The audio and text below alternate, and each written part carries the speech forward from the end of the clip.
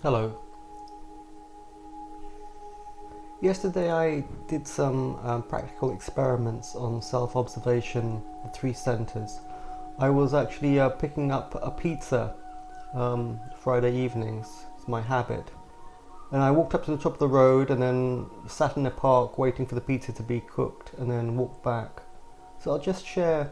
And then I watched Chinatown and continued the practice. So I'll just share some things.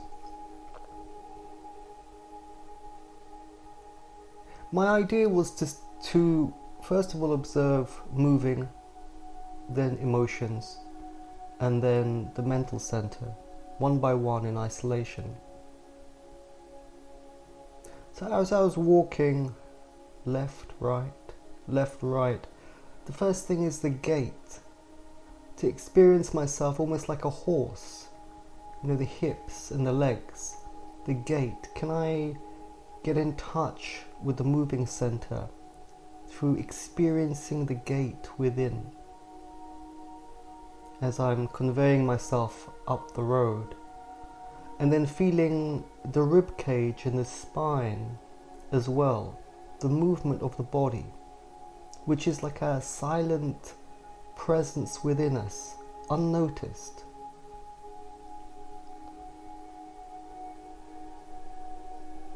I was trying to ask myself, what does Gurdjieff really mean when he talks about the moving center?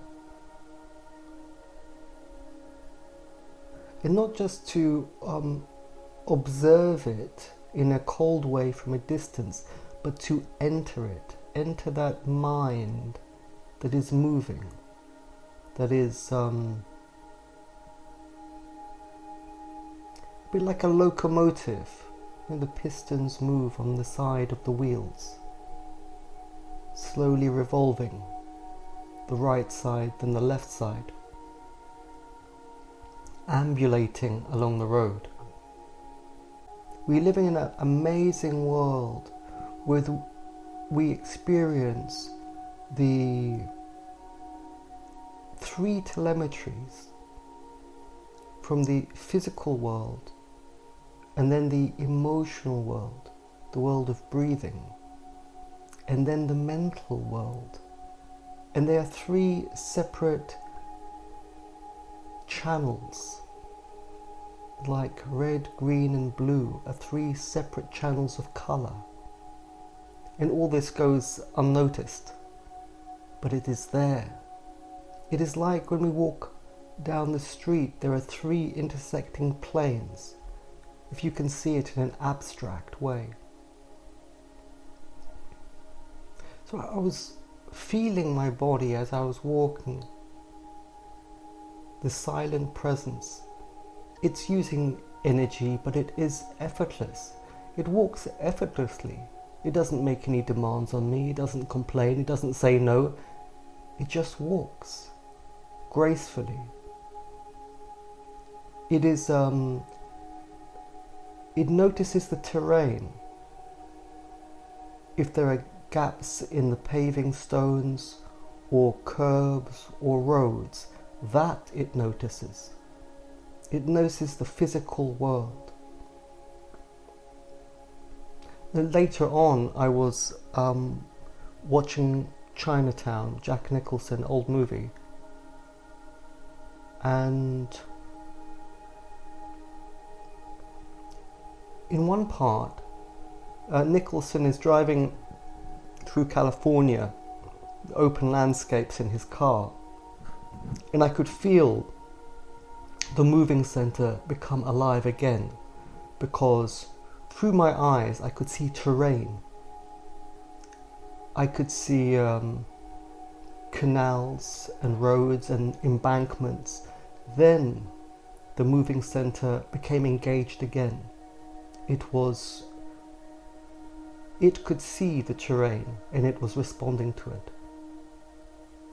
How much the moving center does not respond to? A lot. It is like a quiet servant.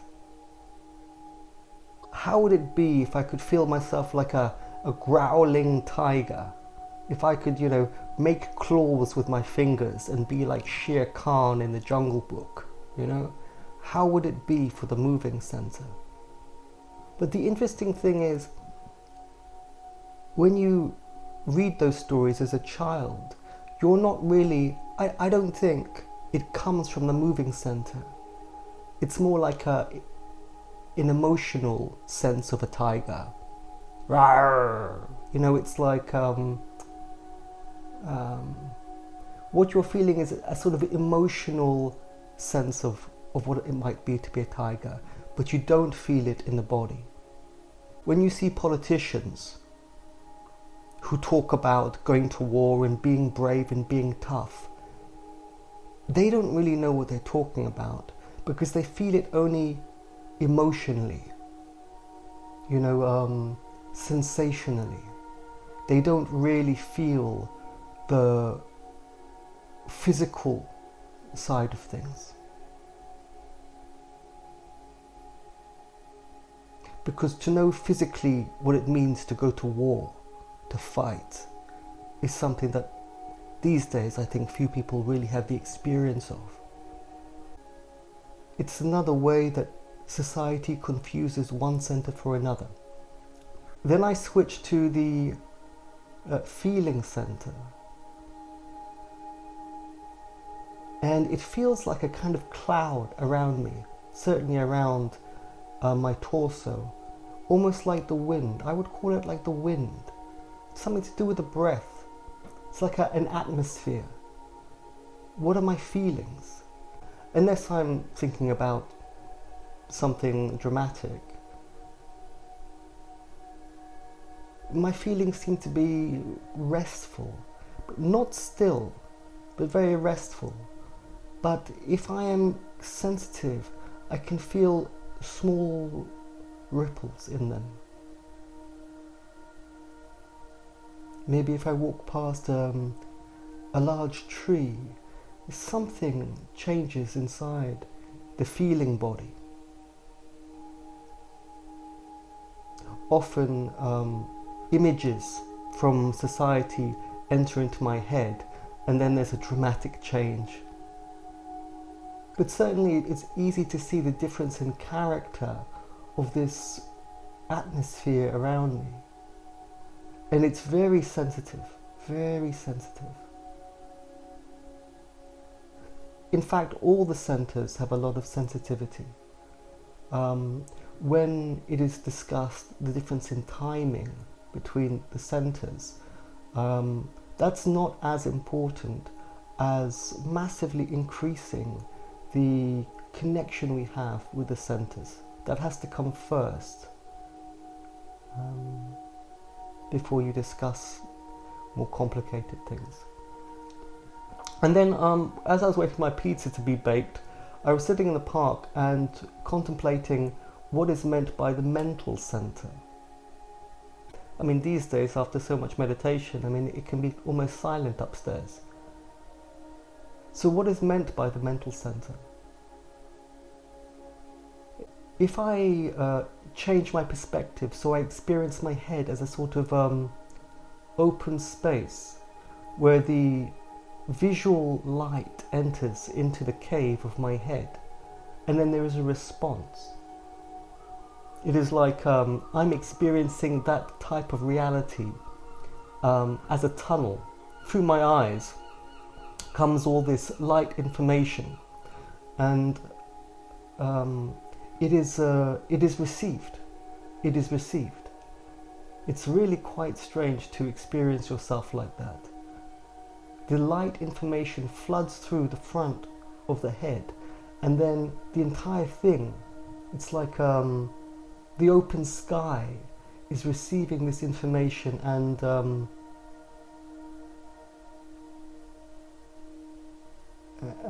digesting it. Perhaps that's what is meant by impressions, but I'm not entirely sure. And I think that's a sort of higher level of work. What I noticed later when I was watching Chinatown is that at one moment Jack Nicholson was standing by a reservoir and he wore a particular grey suit. and something twigged in my head. Something in my head said, aha, there is something significant about that grey suit, that type of suit he's wearing. And that is a mental information. That is a mental understanding. It is like a detective. It can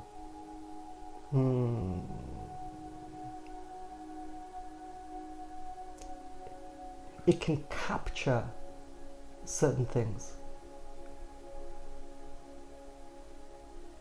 Thinking is a very coarse use of the mental function. And today I found it very easy to function together because of the work I did yesterday. So first you have to clean things out. Very important. And then Gurdjieff says that the right way to work is so that you are focused in all the centers on the task and you forget your grandmother.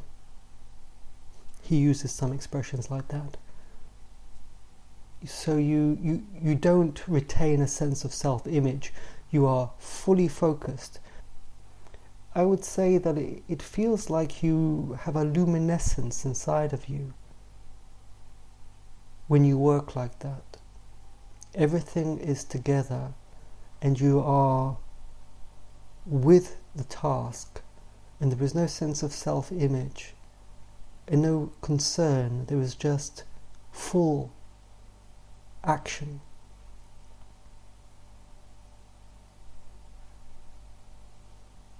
It's inhabitual to include the mental functions in your togetherness, because in our society people are always thinking about the future or thinking about something else and not being right here.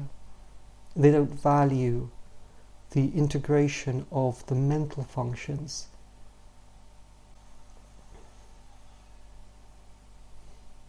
I see many supposedly spiritual people teaching you how to focus, how to have aim, how to have will, and all this kind of stuff.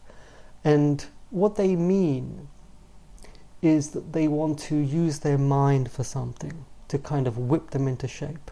And they want help with that. But that is not what Gurdjieff is about. Now you see many people in the Ouspensky lines talking about how to have will, how to have aim, and all this kind of stuff.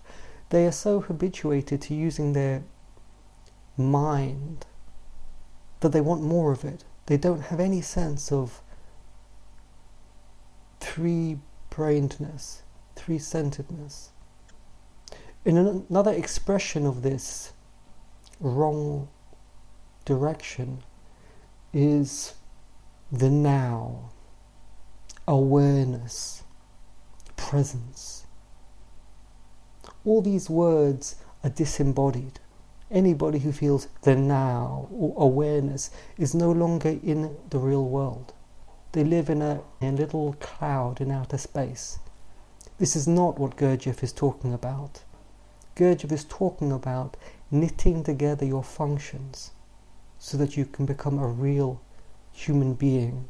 The goal of the path is to become unified,